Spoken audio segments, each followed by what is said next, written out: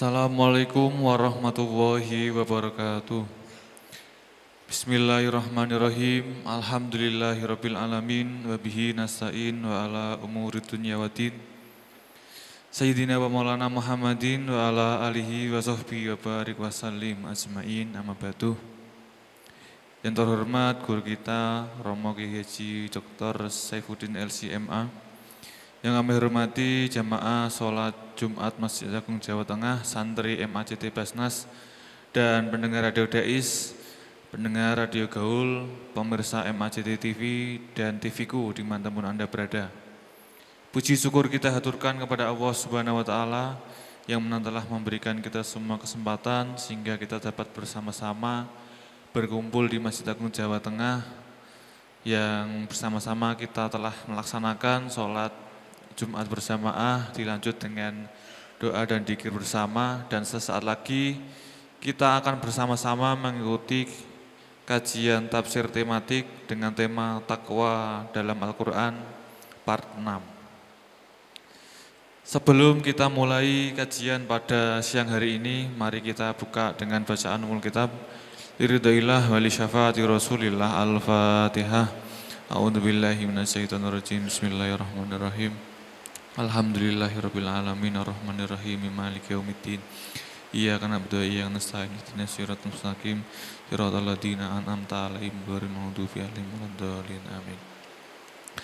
Selanjutnya, bila mana nanti dari jamaah ingin bertanya bisa ditanyakan langsung kepada beliau.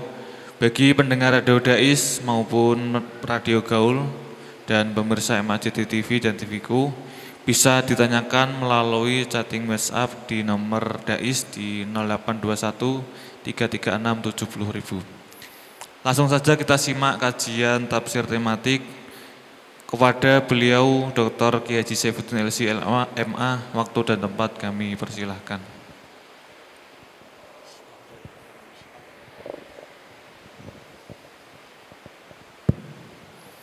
Assalamualaikum warahmatullahi wabarakatuh. Bismillahirrahmanirrahim. Alhamdulillahirabbil alamin wa bihi nasta'in ala umuri dunya waddin. Wassalatu wassalamu ala asyrafil anbiya'i wal mursalin sayyidina wa maulana Muhammadin wa ala alihi wa sahbihi ajma'in. Rabbi shrah li sadri wa yassir li amri wahlul 'uqdatam min lisani yafqahu qawli, amma ba'du. Hadirin jemaah kajian tafsir tematik Masjid Agung Jawa Tengah, baik yang ada di aula utama Masjid Agung Jawa Tengah, para pendengar setia Radio Dais, MACT TV, TVku, dimanapun Anda berada, yang dimuliakan oleh Allah Subhanahu wa Ta'ala. Pada kesempatan kali ini kita masih akan mengangkat tema yaitu takwa di dalam Al-Quran. Hanya saja kita akan memfokuskan yaitu penggunaan kata muttaqin. Kata muttaqin di dalam Al-Quran. Kata muttaqin sendiri dalam Al-Quran ini jumlahnya sekitar 20-an ya. Hanya saja akan kita bahas beberapa saja. Dan sebagaimana sudah kita sampaikan bahwa lafal taqwa itu tersebut sebanyak 258 kali, jadi banyak sekali ya di dalam Al-Quran. Yang kalau kita ambil benang merah atau pengertiannya secara umum, bahwa takwa atau muttaqin atau orang-orang yang bertakwa yang disebut di dalam Al-Quran. Kenapa orang disebut sebagai orang yang bertakwa? Itu ketika kebaikan itu sudah menjadi karakter, sudah menjiwai, sudah mendarah daging bagi pelakunya. Itu disebut dengan muttaqin. Kenapa? Karena ketika orang di dalam melaksanakan suatu kebaikan, itu tingkatannya itu kadang berbuat baik, kadang enggak, itu cukup diberi nama yaitu muti', yaitu orang yang bertaat, ya, taat. Yang namanya taat itu terkadang melaksanakan suatu perintah karena terpaksa. Yang namanya orang taat itu ya kadang melaksanakan suatu perintah atau menjauhi larangan itu karena suatu pamrih atau bagaimanapun. Kemudian di atasnya yaitu albir, yaitu kebaktian. Jadi di dalam melaksanakan kebaikan itu tingkatannya adalah sudah semacam kebaktian, mengabdi. Mengabdi sebagaimana seorang anak yang sangat hormat, sangat cinta kepada orang tuanya, maka kebaikan-kebaikan yang dia lakukan kepada orang tuanya itu disebut dengan albir, birrul walidain. Nah, di atas itu yaitu ihsan atau takwa. Takwa itu adalah ketika kebaikan sudah mendarah daging, sudah menjadi karakter pada diri seseorang. Nah, contoh karakter bagaimana sudah saya sampaikan di dalam pengajian sebelumnya, yaitu sebagaimana pada diri Gusti Kanjeng Nabi Muhammad sallallahu alaihi wasallam, Allah Subhanahu wa taala berfirman, wa innaka la'ala khuluqin azim, wa innaka la'ala khuluqin azim, dan sungguh engkau Muhammad menetapi akhlak dan karakter yang agung. Jadi kata la'ala khuluqin azim ini menunjukkan bahwa akhlak atau karakter atau budi pekerti yang agung itu sudah dikendalikan oleh Gusti Kanjeng Nabi Muhammad SAW, sudah menjadi tunggangannya, ibaratnya ya. Jadi kemanapun beliau, dimanapun beliau, pada siapapun beliau tetap berkarakter, tetap berbudi luhur. Kemudian yang kedua, tentang takwa, bahwa orang yang bertakwa itu adalah orang yang mempunyai sinyal yang sangat kuat. Maksudnya apa? Begitu ada sedikit sinyal positif kebaikan, maka dia segera memburunya. Ada sinyal sedikit kebaikan, dia itu langsung memburunya. Misalnya dengar ada musibah, maka yang dipikir adalah bagaimana saya membantu, Saudara-saudara kita di Gaza dibombardir oleh Israel, maka yang terpikir adalah bagaimana saya membantu. Itu adalah ciri-ciri orang yang mempunyai karakter takwa. Sementara kalau kita itu masih bertanya-tanya, konflik ini konflik agama ataukah konflik teritorial, permasalahan di sana itu permasalahan internal negara ataukah masalah kemanusiaan, ada orang yang menderita dia itu muslim ataukah non muslim, ada orang yang sakit, dia itu ahli ibadah atau tidak. Kita masih berpikir semacam itu. Ini menunjukkan bahwa karakter takwa belum ada pada diri kita. Orang yang bertakwa adalah hanya dengan adanya sinyal sedikit. Ada sinyal sedikit dia itu langsung memburu kebaikan itu. Demikian juga sebaliknya. Ada sinyal negatif, sinyal yaitu untuk menjauhi suatu maksiat, menjauhi suatu dosa, dia langsung menjauh sejauh-jauhnya. Ini adalah karakter dari orang yang bertakwa. Baik, hadirin sekalian, kita akan mengupas beberapa ayat yang di dalamnya ada lafal muttaqin. Misalnya di dalam surah Al-Baqarah ayat 2, yaitu yang sangat terkenal sekali. A'udzu billahi minasyaitonir rajim. Bismillahirrahmanirrahim. Alif lam mim. Dzalikal kitabu la raiba fihi hudan lil muttaqin. Kitab Al-Qur'an ini tidak ada keraguan padanya. Dia sebagai petunjuk bagi mereka yang bertakwa, sebagai petunjuk bagi orang-orang yang bertakwa. Pada beberapa pengajian yang lalu sudah saya jelaskan apa deskripsi, apa sifat yang diberikan oleh Al-Quran tentang orang-orang yang bertakwa. Di sini disebutkan alladzina yu'minuna bil ghaib, yaitu orang-orang yang mengimani hal-hal gaib. Orang-orang yang mengimani, yang percaya tentang segala sesuatu yang gaib. Ilustrasinya bagaimana? Ilustrasinya adalah kalau orang biasa itu mengimani adalah terhadap sesuatu yang merupakan rukun iman. Aku percaya bahwa Allah itu ada. Aku percaya bahwa malaikat itu ada. Aku percaya bahwa Nabi itu ada. Aku percaya yang jumlahnya adalah sampai 6. Akan tetapi orang-orang biasa itu tidak percaya bahwa masa depan tidak bisa diukir kecuali oleh diri kita sendiri. Kita tidak bisa mendidik anak kecuali dengan metode dan cara yang sudah kita sepakati. Besok kita tidak bisa makan kecuali kalau kita mempunyai persediaan beras. Kita tidak bisa menyekolahkan anak kecuali kalau kita mempunyai deposito. Itu orang-orang biasa. Karena apa?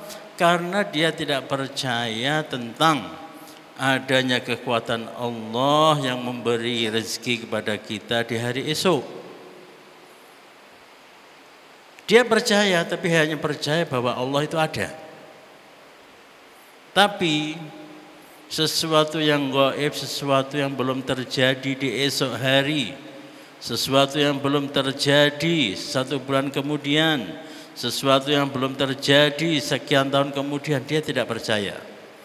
Oleh karena itu, dia menggunakan akalnya, menggunakan segala budidayanya untuk menyiapkan, untuk men-setting bagaimana saya besok pagi, bagaimana saya lusa, bagaimana saya minggu kemudian dan seterusnya.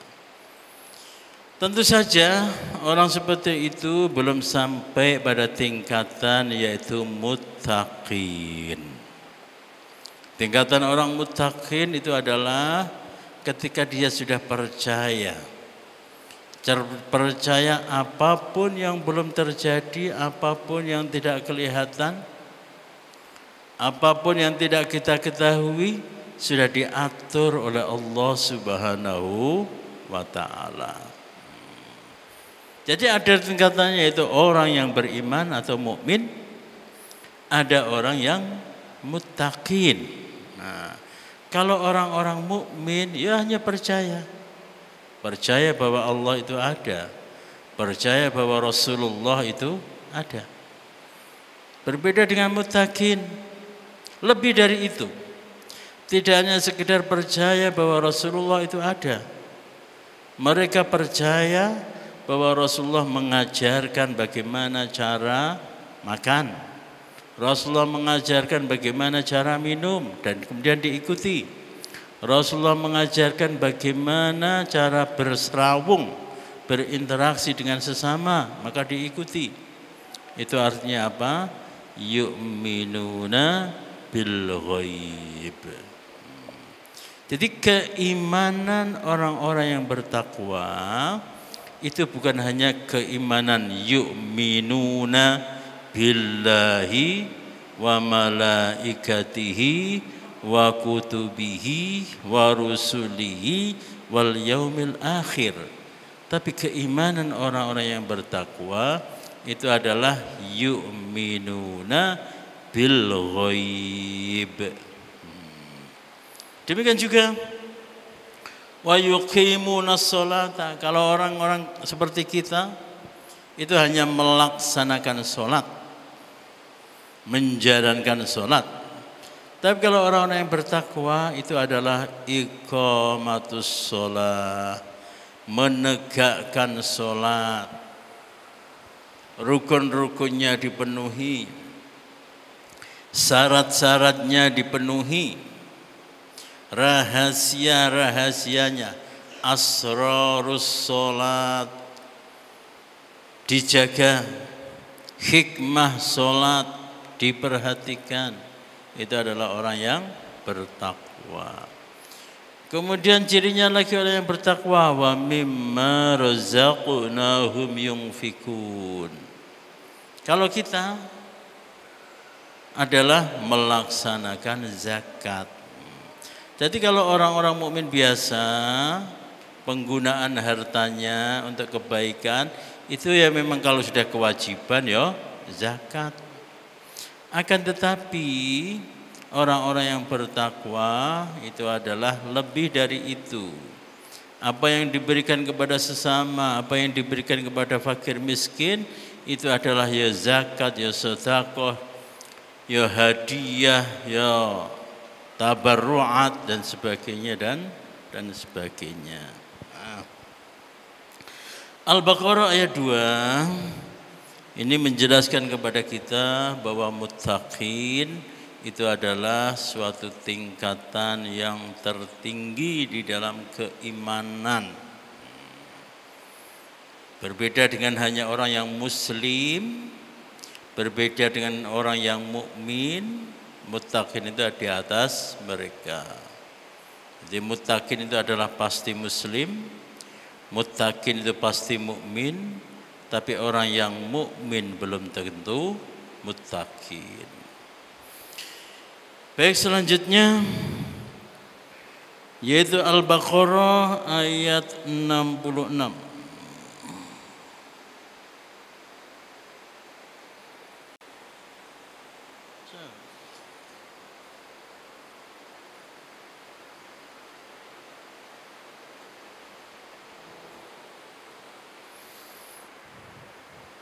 فجعلناها نكالا لما بين يديها وما خلفها وموعظة للمتقين. Ini surat apa ya?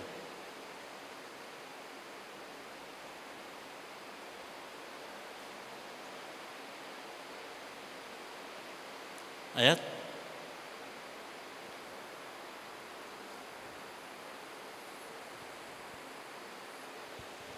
sebelumnya apa? Setelahnya apa?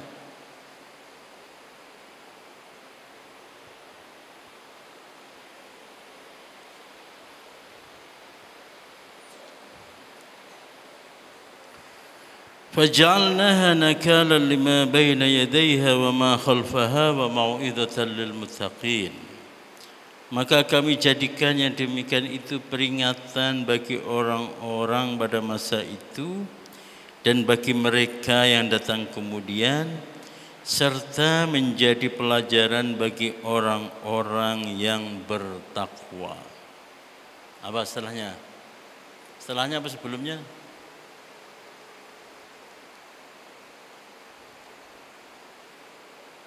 Apa makin? Ini makin.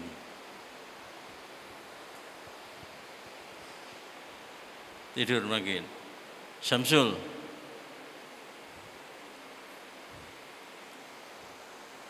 Bacaan Nabi Muhammad sallallahu alaihi wasallam. Apa ya?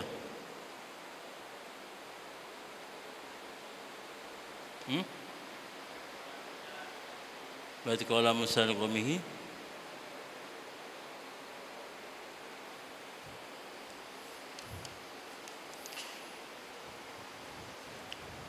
Al-Baqarah Al-Baqarah 66. Walaqad alimtumul ladzina a'tadaw minkum fis sabti faqulna lahum kunu qiradatan khasi'in faj'alnaha nakala lima bayna yadayha wa ma khalfaha wa mau'izatan lil muttaqin. وإذ قال موسى لقومه إن الله يأمركم أن تذبحوا بقرة. Ayat Al-Baqarah ayat 66 ini berbicara yaitu tentang Bani Israel. Bani Israel ketika mereka itu melanggar janji, jadi sudah diperingatkan oleh Allah, diperingatkan oleh Nabi Musa, janganlah kalian mencari ikan pada hari Sabtu. Karena hari Sabtu adalah hari suci, yaitu hari khusus berdoa kepada Allah Subhanahu wa ta'ala. Akhirnya apa? Akhirnya orang-orang Bani Israel itu merekayasa. Rekayasanya piye? Rekayasanya adalah hari Jumat jolo-jolo perangkap ikan dipasang. Orangnya tidak ada di situ hari Sabtu. Hari Jumat jala pancing perangkap ikan dipasang, bumbung-bumbung ya dipasang. Sabtu mereka ke sinagog, yaitu tempat peribadatan mereka, untuk beribadah. Akhirnya apa? Ketika hari Ahad, semua ikan terkumpul di jala-jala itu. Jadi mereka istilahnya menghelah. Mereka menghelah peraturan atau ajaran dari Allah Subhanahu wa ta'ala. Nah, hukumannya apa? Hukumannya adalah mereka dikutuk menjadi kera. Mereka dikutuk menjadi kera karena mereka sudah merekayasa menghela hukum Allah. Masya Allah. Tadi zaman Nabi Musa, zaman sebelum Gusti Kanjeng Nabi Muhammad SAW. Kalau sudah dikatakan hari Sabtu adalah hari ibadah, kok ada orang yang tidak beribadah atau beribadah tapi tetap bekerja dengan cara merekayasa menyebar jala untuk penangkap ikan? Itu langsung dikutuk oleh Allah Subhanahu wa ta'ala. Berbeda dengan kita itu ya. Berbeda dengan umat Gusti Kanjeng Nabi Muhammad SAW. Hari Jumat sing mestine itu khusus untuk beribadah. Orang masih saja ke kantor, orang masih saja ke pasar, orang masih saja ke ini, ke itu, ke itu. Tapi dibiarkan oleh Allah Subhanahu wa ta'ala. Diampuni oleh Allah Subhanahu wa ta'ala. Padahal ayatnya ya jelas, ya ayyuhalladzina amanu idza nudiya lis-salati min yaumil jumu'ati fas'au ila dzikrillahi wa dzarul bai'. Wahai orang-orang yang beriman, idza nudiya lis-shalah, apabila diseru untuk salat yaumil jumu'ati pada hari Jumat, fas'au ila dzikrillah, maka bergegaslah menuju masjid untuk zikrullah. Tapi ya kemudian dipahami, dihelah bahwa larangan jual beli itu adalah hanya pada saat yaitu pelaksanaan Jumatan. Dari pagi sampai jam 11 boleh-boleh saja. Dari pagi sampai jam 11 boleh kerja. Dari pagi sampai jam 11 boleh berdagang. Iku nek zaman biyen, zamane umat Nabi Musa, iku wis dihukum, wis dikutuk karo Gusti Allah. Wis dikutuk karo Gusti Allah. Nah, ini bedanya ini ya. Ini bedanya. Kutukan yang diterima oleh Bani Israel karena mereka tetap menyebar jala di hari Sabtu yang merupakan hari suci. Kutukan yang berupa mereka dirubah menjadi monyet, menjadi kera, ya, dirubah menjadi kera. Ini menjadi pelajaran bagi orang-orang pada masa itu dan bagi orang-orang yang datang kemudian. Nah, ini kita bisa melihat sejauh mana kita itu mengambil pelajaran dari pelanggaran terhadap ajaran-ajaran Allah Subhanahu wa taala. Kasusnya jelas, yaitu tidak fokus pada hari suci, yaitu hari khusus ibadah. Bagaimana orang zaman sekarang mengambil pelajaran terhadap kasus yang terjadi pada Bani Israel pada saat itu? Satu, ada yang mengambil pelajaran bahwa hari Jumat tetap masuk kerja, hanya saja menjelang Jumatan kemudian pergi ke masjid. Yes. Ada orang yang tidak peduli baikku Jumat, baikku Kamis, dianggap bodoh. Tapi ada juga orang yang begitu masuk hari Jumat, yaitu Kamis sore, mereka kemudian ziarah kubur. Habis ziarah kubur, habis maghrib, kemudian mengadakan yasinan, baca yasin tahlil. Habis isya, kemudian berjanjian, maulidan, simtuduror, dan seterusnya. Malamnya yaitu mutolaah kitab dan sebagainya. Pagi-pagi sudah mandi, siap-siap, setelah sholat subuh, yaitu siap-siap pergi ke masjid. Nah, itu yang dilakukan oleh orang-orang yang bertakwa. Orang-orang yang bertakwa diibaratkan dalam sebuah hadis bahwa ketika masuk hari Jumat, burung-burung itu pada cemas. Ini hari Jumat, jangan-jangan hari inilah kiamat tiba. Burung-burung pada cemas. Karena apa? Karena mereka sedikit mempunyai yaitu jiwa takwa. Nah, sekarang kita bisa melihat diri kita terhadap hari Jumat. Bagaimana perasaan kita? Hari Kamis masuk ke Kamis sore, kok kita itu merasa tenang-tenang saja, adem-adem saja, entah perasaan ataupun perilaku menyambut malam Jumat, ya berarti kita itu belum ada tingkatan takwa.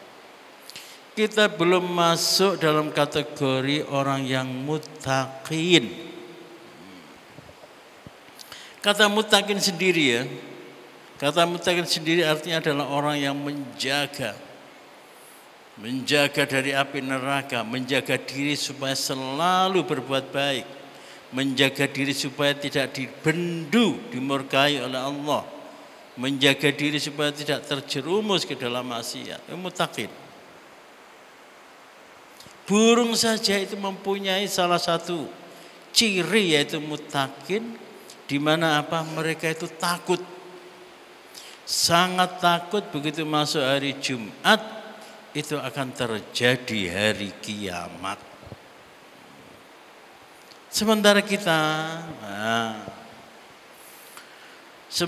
kita malam Jumat, taruhlah misalnya ya, kalau ketakutan itu tidak ada, atau ketakutan bisa kita minimalisir, tapi apakah kita sudah mempersiapkan untuk hari Jumat? Jadi hari Jumat itu harus kita persiapkan dengan sebaik-baiknya. Orang-orang yang muttaqin begitu masuk hari Jumat mereka sudah mempersiapkan diri. Karena apa? Karena apa yang terjadi pada diri Bani Israel itu bisa menjadi mau'izatan lil muttaqin. Menjadi pelajaran, menjadi nasihat. Jadi apa? Kalau kita begitu masuk hari Jumat kok biasa-biasa saja, artinya adalah bahwa kita belum sampai pada tingkatan muttaqin. Secara gampangan ngono iku ya. Apalagi wah iki hari Jumat iki apa iki sing iso tak dol iki tasbih, peci ya, siwak tak sebar iki ning ngarep masjid. Iki sekarang ada tradisi bagus yaitu Jumat berkah. Iki hari Jumat iki saya harus bersedekah. Jadi kita harus menjadi antitesa daripada orang-orang Bani Israel. Kita harus bisa menjadi antitesa orang-orang Bani Israel. Orang-orang Bani Israel begitu masuk hari Sabtu, wah itu pikirannya sudah materialistik.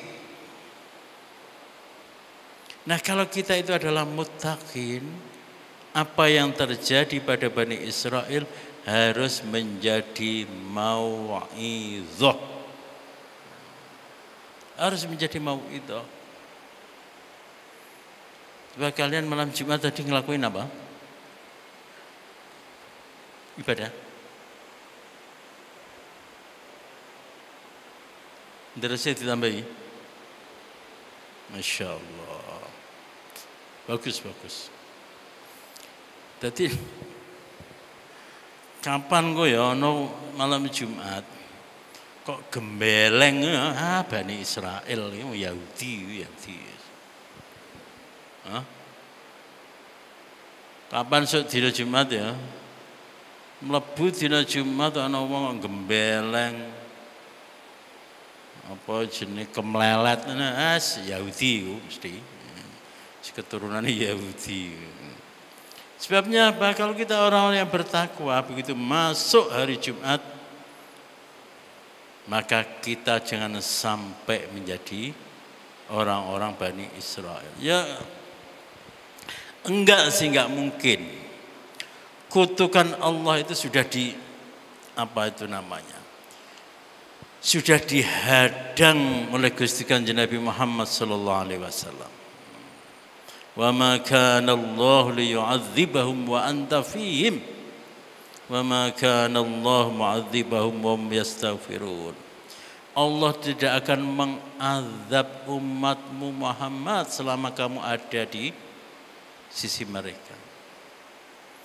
Kalau menurut sunatullah, menurut hukum Gusti Allah, sing sapa wonge mempermainkan hari suci akan dikutuk oleh Allah Subhanahu wa taala. Wong Islam mempermainkan hari Jumat dikutuk oleh Allah. Hukum asalnya. Wong Yahudi mempermainkan hari Sabtu dikutuk menjadi kera. Mestinya kita juga akan dikutuk oleh Allah. Akan tetapi ditahan karo Gusti Kanjeng Nabi Muhammad sallallahu alaihi wasallam. Masya Allah. Kemudian surah Al-Baqarah ayat 177. Ini surat yang sangat populer ya.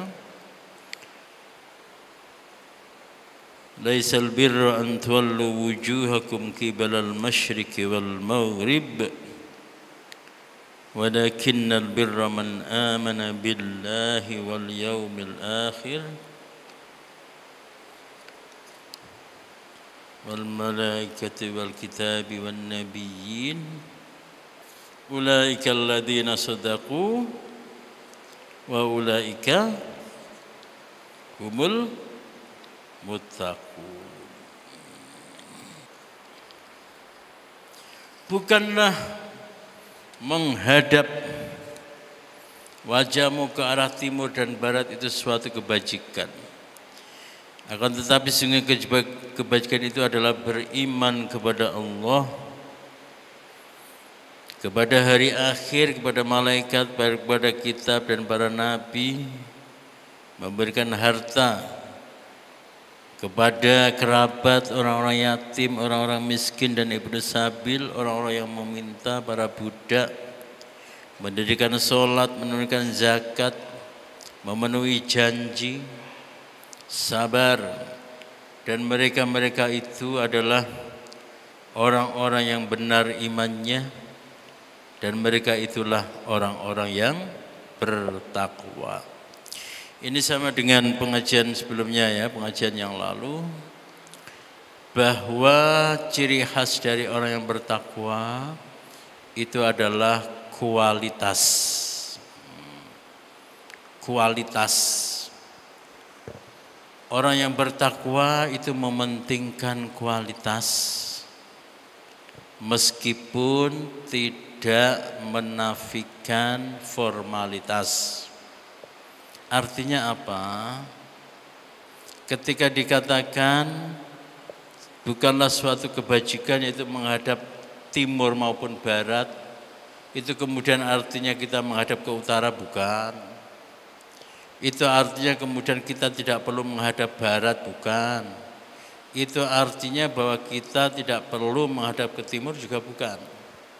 Tapi maksudnya adalah apapun kondisimu, ketika kamu menghadap ke barat, maka ketakwaan harus muncul. Ketika kamu menghadap ke timur, ketakwaan harus muncul. Jangan hanya ketika menghadap ke barat saja ketakwaanmu itu baru muncul. Nah, itu sing logikanya semacam itu ya. Kemarin saya contohkan,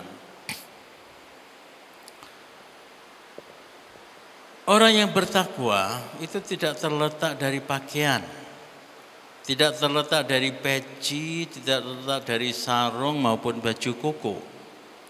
Itu tidak berarti bahwa orang yang bertakwa itu anti peci, anti sarung, anti koko. Bukan semacam itu. Artinya adalah bahwa ketakwaanmu itu jangan hanya muncul ketika pakai peci, pakai baju koko dan pakai sarung. Ketakwaanmu harus selalu muncul dalam pakaian apapun. Ketakwaanmu harus muncul fil ba'sa'i wad-dharra'i, dalam keadaan susah, dalam keadaan menderita harus tetap muncul. Kedermawananmu harus tetap muncul, entah rezekimu itu sedang seret ataukah sedang longgar. Kekhusyuanmu di dalam sholat harus tetap konsisten, entah kamu dalam keadaan tanggal muda ataupun tanggal tua. Nah, itu maksudnya semacam itu. Jadi takwa itu adalah kualitas, meskipun tidak menafikan dan menepiskan sing jenenge yaitu formalitas. Kemudian surah Ali Imran ayat 133, wasari'u ila maghfiratin min rabbikum wa jannatin 'arduha as-samawati wal ard u'iddat lil muttaqin. Ini hampir sama dengan surah Al-Baqarah ayat 2, bahwa ciri khas atau karakter dari orang-orang yang bertakwa itu adalah di atas rata-rata orang-orang yang beriman. Dan terakhir surah Al-A'raf ayat 128, qala Musa liqaumihi ista'inu billahi wasbiru innal arda lillahi yurithuha man yasha'u min ibadihi wal 'aqibatu lil muttaqin. Musa berkata kepada kaumnya, mohonlah pertolongan kepada Allah dan bersabarlah. Sesungguhnya bumi ini milik Allah, diwariskan kepada siapa saja yang Dia kehendaki di antara hamba-hambanya, dan kesudahan yang baik adalah bagi orang-orang yang bertakwa. Ini juga sejarah Bani Israel. Kita tahu Bani Israel itu dijajah, diperbudak oleh Fir'aun selama berabad-abad. Kemudian diselamatkan oleh Nabi Musa dari Mesir untuk dibawa ke Palestina. Mesir ke Palestina beda dengan zaman sekarang, kalau pesawat paling cuma 1 jam ya. Kalau zaman dahulu ya perlu berbulan-bulan. Nah di sini inilah kemudian Bani Israel yang dibebaskan oleh Nabi Musa itu kemudian merotoli, berguguran. Padahal sudah dijanjikan oleh Allah, dijanjikan oleh Nabi Musa, negerimu bukan di Mesir, negerimu adalah di Palestina. Ketika orang-orang Bani Israel, yaitu orang-orang Yahudi, sudah mendekati Palestina, apa yang mereka katakan? Jadi yang mereka inginkan itu adalah orang Yahudi datang ke Palestina, Palestina sudah gemah ripah lo jinawe, sudah tentrem, kemudian mereka tinggal masuk, tinggal enak-enakan, menggunakan apa? Menikmati negeri Palestina. Ya enggak. Ya harus berjuang dulu. Di sana masih ada anak buahnya Nebukadnezar, masih ada anak buahnya orang-orang yang menjajah Palestina yang harus diusir. Tapi apa jawaban mereka? Idhab anta wa rabbuka faqatila inna hahuna qaidun. Musa, kamu kan sakti wahai Musa. Cukuplah untuk menghadapi mereka, kamu dengan Tuhanmu sudah cukup. Kami tak duduk-duduk di sini saja. Artinya apa? Negeri Palestina yang dijanjikan oleh Allah Subhanahu wa taala kepada orang-orang Yahudi itu ditolak mentah-mentah oleh mereka. Wah, nggak mau aku. Aku maunya negeri yang langsung yang langsung radius yang sudah siap pakai. Kalau seperti Palestina nggak mau aku. Yes. Akhirnya dia nggak mau, pergi lagi. Nah, ketika sekarang akhir-akhir ini abad 20, kok kemudian mereka mengklaim bahwa Palestina adalah negerinya, tapi yembien emoh menjilat ludah sendiri, ya, kuwi jenenge wong Yahudi. Seandainya mereka itu mau berjerih payah, mau berpeluh keringat, mau berjuang terlebih dahulu, maka negeri yang dijanjikan yaitu Palestina akan menjadi milik mereka. Sayangnya dalam kasus hari Sabtu mereka meninggalkan ketakwaan, dalam kasus Palestina mereka juga meninggalkan ketakwaan. Jadi jenenge takwa, keuntungan, keberuntungan, kemenangan bagi orang yang bertakwa itu datangnya itu belakangan. Tidak ada sih jenenge wong takwa itu sholat kemudian langsung sugih, enggak. Kemudian banyak infak terus pasti rezeki mengalir, tidak. Zikir kemudian hatinya menjadi tentram, enggak. Perlu jerih payah. Wal aqibatu lil muttaqin. Ketika kamu percaya bahwa pertolongan itu ada, entah besok, entah 1000 tahun lagi, entah 100 tahun lagi, maka kamulah orang yang bertakwa.